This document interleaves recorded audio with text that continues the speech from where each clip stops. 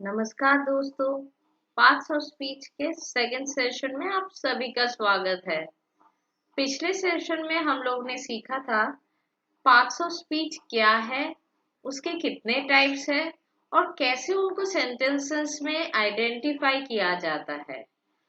आप लोगों को याद होगा हम लोगों ने सेशन एंड किया था एक छोटी सी एक्सरसाइज के साथ, जिसका जवाब मैं आप लोगों को मेरी दूसरी सेशन में यानी इस सेशन में दूंगी, वो मैंने वादा किया था। तो चलिए आज सारा आंसर्स हम लोग देख लेते हैं।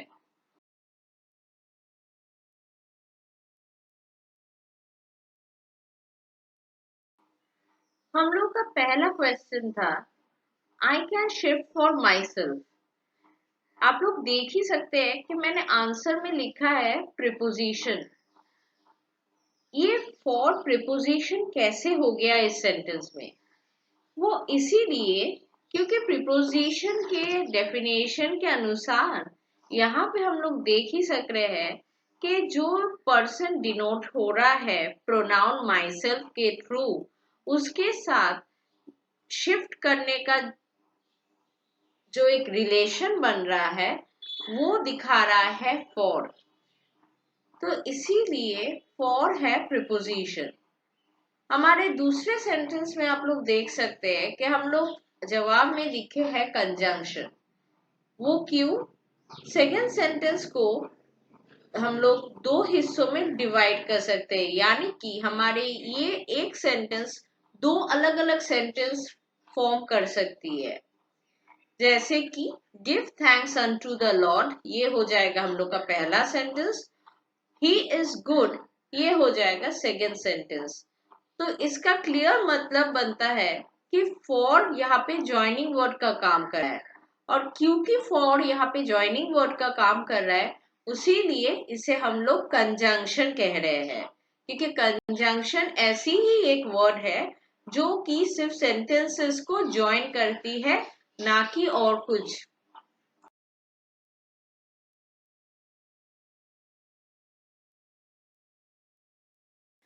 Question 3, down when the royal George. तो यहाँ पे हमारा आंसर है adverb.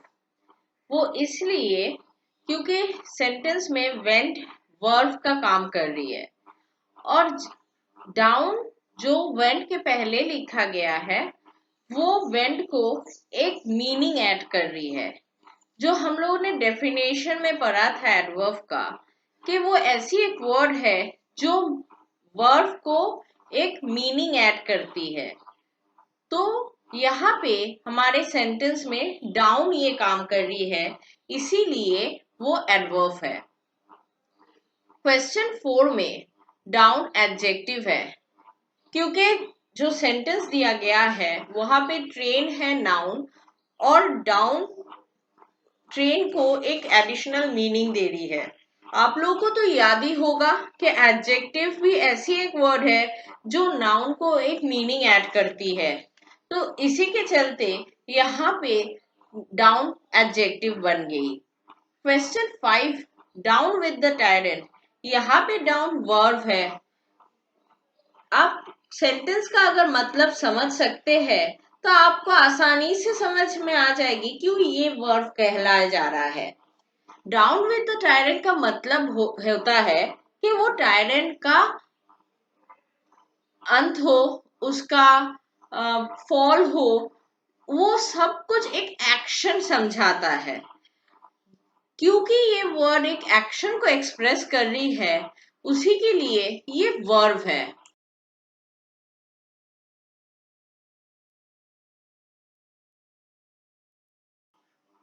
Question 6, he has seen the ups and downs of life। यानी कि ये इंसान ने अपनी जिंदगी में उतार चढ़ाव को देखा है। जब भी हम लोग ऐसे कोई बात बताते हैं तो इसका मतलब हो जाता है कि हम लोग के दिमाग में कुछ फ्रेम हो जाता है कि जिंदगी में उतार चढ़ाव मतलब उसका धन राशि खत्म हो गया होगा, बहुत धन कमाया होगा। तो एक चीज हम लोग, ऑब्जेक्ट को हम लोग सोच सकते हैं। तो आप लोगों को याद होगा कि मैंने आप लोगों को बोला था कि थिंग ऐसे भी चीजों को इंक्लूड करती है जिसके बारे में हम लोग दिमाग में सोच सकते हैं लेकिन परसीव नहीं कर सकते अपने 5 सेंस ऑर्गन्स के मदद से। तो ऐसी ही एक चीज डाउन है। तो क्योंकि ये थिंग है, थिंग का नाम नाउन होता है, तो इसीलिए डाउन हो गया नाउन यहाँ पे। Question 7, the fire engine came rushing down the हिल। यहाँ पे डाउन प्रिपोजिशन है। आप देख ही सकते हैं यहाँ पे डाउन के मदद से जो हिल के साथ फायर इंजन का रश करके आना का जो एक रिलेशन बन रहा है उसको एक्सप्रेस करने का काम ये डाउन कर रहा है, उसी के लिए ये हो जाता है प्रिपोजिशन।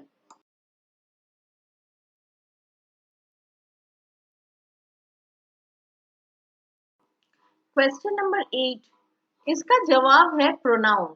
ये प्रोनाउन क्यों हो गया, ऑल प्रोनाउन कैसे हो गया भाई? देखिए यहाँ पे ऑल क्या कर रहा है, ऑल रिप्रेजेंट कर रहा है वो सब इंसानों का नाम जिन्होंने उनके फेवर में बात किया है। तो मतलब वो सब नाउन को रिप्लेस करके हम लोगों ने ऑल को यूज किया है। मतलब ये ऐसी एक वर्ड हो गई जो नाउन को रिप्लेस कर रहा है, सेम मीनिंग दे रहा है, तो इसीलिए ऑल हो जाता है प्रोनाउन। अब क्वेश्चन 9 में देखेंगे तो वहां पे ऑल नाउन हो गया। क्यों? सेंटेंस को पढ़िए। He lost his all in speculation, मतलब उन्होंने अपना सब कुछ स्पेकुलेशन में खो दिया है। तो सब कुछ मतलब थिंग्स, हम लोग ऑब्जेक्ट्स की बात कर रहे हैं, तो जैसे हम लोग थिंग का नाम ले रहे हैं तो वो ऑटोमेटिकली नाउन हो जाता है। क्वेश्चन नंबर 10 में why it is surely Nanak, यहाँ पे वाई इंटरजेक्शन है।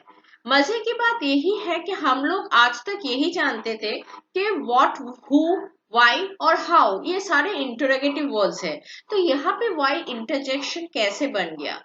इसी की वजह से मैंने आप लोगों को बोला था कि कभी याद करके मत रखिए कि ये वर्ड तो यही पार्ट ऑफ स्पीच होगा, ऐसा नहीं होता है। आप लोग इतना याद रखिए कि पार्ट ऑफ स्पीच का फंक्शंस क्या है, उसका डेफिनेशंस क्या है।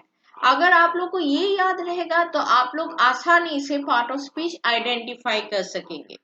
जैसे इंटरजेक्शन का डेफिनेशन क्या था, वो एक ऐसी वर्ड थी जो एक सडन फीलिंग या इमोशन को एक्सप्रेस करती है। तो यहाँ पे सेंटेंस में why it is surely Nanak, यहाँ पे वाई एक ऐसी वर्ड है जो वो सडन फीलिंग को एक्सप्रेस कर रही है, इसीलिए ये इंटरजेक्शन है। तो इसी के साथ हम लोग पार्ट्स ऑफ स्पीच को एंड करते हैं।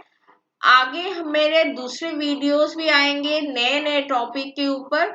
आशा करती हूँ आप लोग इसी प्यार के साथ वो वीडियोस भी देखेंगे और बहुत अच्छे तरीके से सीखेंगे। आगे चल के आप लोग को पार्ट्स ऑफ स्पीच में तो कुछ प्रॉब्लम होनी नहीं चाहिए।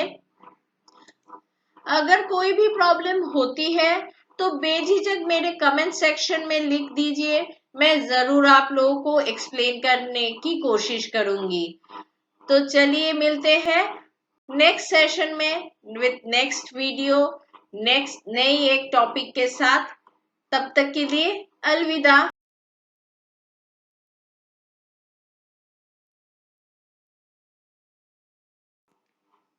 तो दोस्तों सब्सक्राइब करना मत भूलिए, सब्सक्राइब जरूर कीजिए, लाइक बटन क्लिक कीजिए और मेरी नेक्स्ट वीडियो का इंतजार कीजिए।